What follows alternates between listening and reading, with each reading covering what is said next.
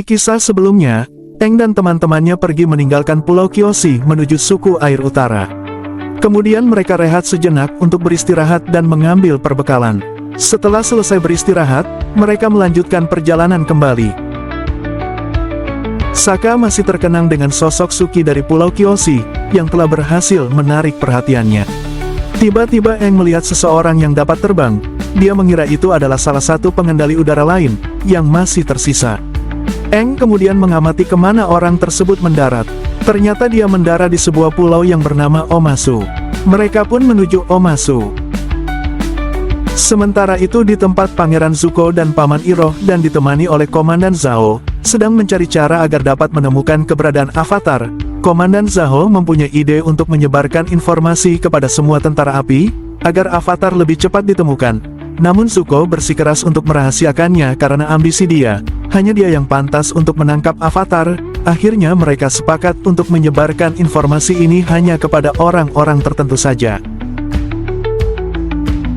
Sementara Eng dan teman-temannya sudah sampai di Omasu. Sebagai informasi, Omasu merupakan garis dari pertahanan terakhir negara bumi. Dan untuk masuk ke dalam Omasu sangat sulit. Orang asing dilarang memasuki daerah Omasu. Penjagaan di pintu masuk Omasu sangatlah ketat. Melihat begitu ketatnya masuk ke dalam Omasu, Katara berinisiatif meminta bantuan dari penduduk setempat untuk dapat menolong mereka masuk ke dalam. Akhirnya mereka bertemu dengan pemuda asli daerah setempat, dia bernama Jet.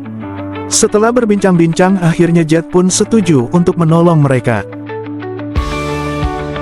Sesampainya di dalam, Eng langsung berlari mengejar orang yang tadi bisa terbang.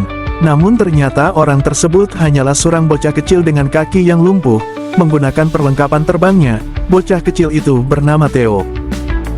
Tak lama berselang terdengar bunyi ledakan keras menghantam tembok dan rumah warga sekitar, warga pun panik berlarian.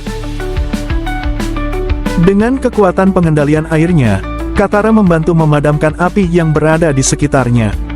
Tiba-tiba sosok orang tua dari Theo yang bernama Sal berlari mendorong Theo, dan meminta mereka untuk segera berlindung di rumahnya. Sesampainya di rumah, Theo dan ayahnya menceritakan bahwa ini adalah ulah tentara api. Ini bukan kali pertamanya ledakan itu terjadi. Ledakan itu sudah sering terjadi di desa ini. Kemudian Theo menceritakan bahwa ledakan itu berasal dari sebuah bukit. Untuk mencapai ke sana agak sulit dikarenakan bukit itu sangat tinggi. Kemudian Eng berkata dia akan pergi ke bukit untuk menyelidikinya. Theo pun mengajukan diri untuk pergi bersamanya. Theo pun menceritakan bahwa ayahnya adalah seorang mekanik handal di negeri ini. Semua sistem perputaran yang ada di negeri ini, ayahnya yang menciptakannya. Namun menurut ayahnya, masih ada satu sistem mekanik yang belum bisa dia selesaikan, yaitu sebuah pesawat balon terbang, karena dia belum menemukan caranya membuat keseimbangan dan daya kemudinya. Lalu Sokka mengatakan bahwa dirinya bisa membantu untuk menyelesaikannya, karena prinsip kerjanya sama dengan kapal pemecah es yang ada di desanya. Sal pun tertarik dengan ajakannya untuk membantu. Sedangkan Pangeran Zuko dan Paman Iroh sudah mendapatkan kabar bahwa Avatar berada di negeri Omasu. Mereka tahu bahwa Omasu tidak mudah untuk dimasuki sembarang orang, dan keamanan di sana sangat ketat. Komandan Zhao memberikan saran dia akan mengirim beberapa orang kepercayaannya untuk masuk ke negeri Omasu.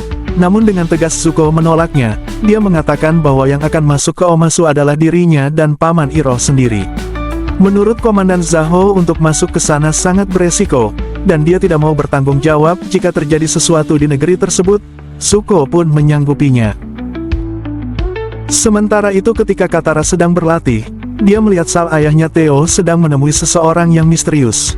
Lalu Katara mengikutinya. Tiba-tiba muncullah sosok Jet yang telah menolongnya untuk masuk ke Omasu.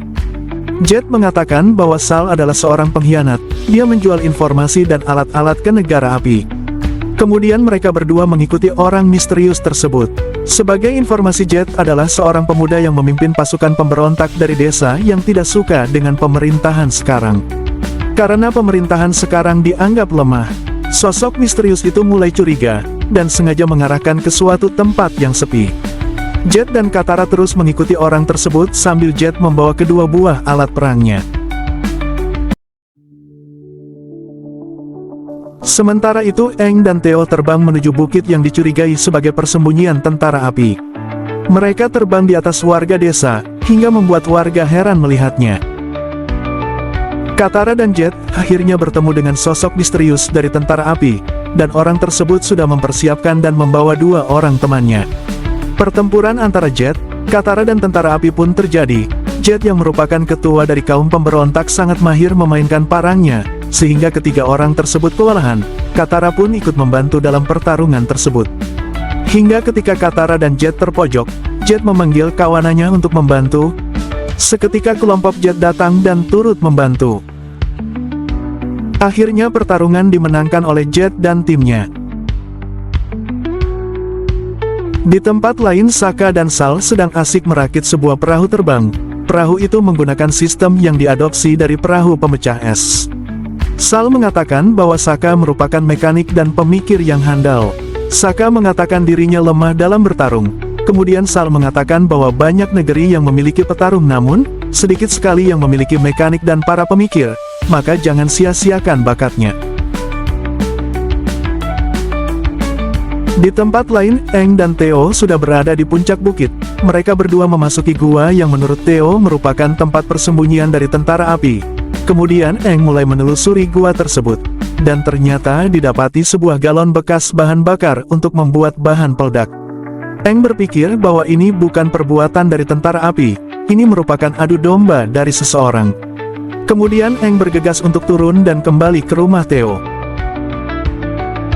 Sementara itu Pangeran Zuko dan Paman Iroh sudah sampai dan masuk ke dalam desa Omasu.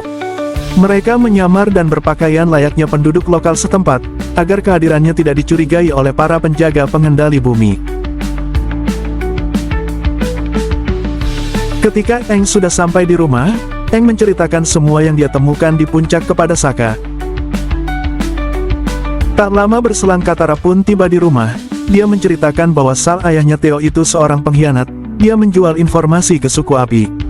Namun Sokka membantahnya, sehingga terjadi perdebatan antara Katara dan Sokka. Dengan hati yang kesal Katara keluar dari rumah, untuk mengumpulkan bukti bahwa Sal merupakan seorang pengkhianat. Katara pergi mencari Jet, namun secara tadi sengaja berpapasan dengan Pangeran Zuko. Zuko pun mengikuti Katara.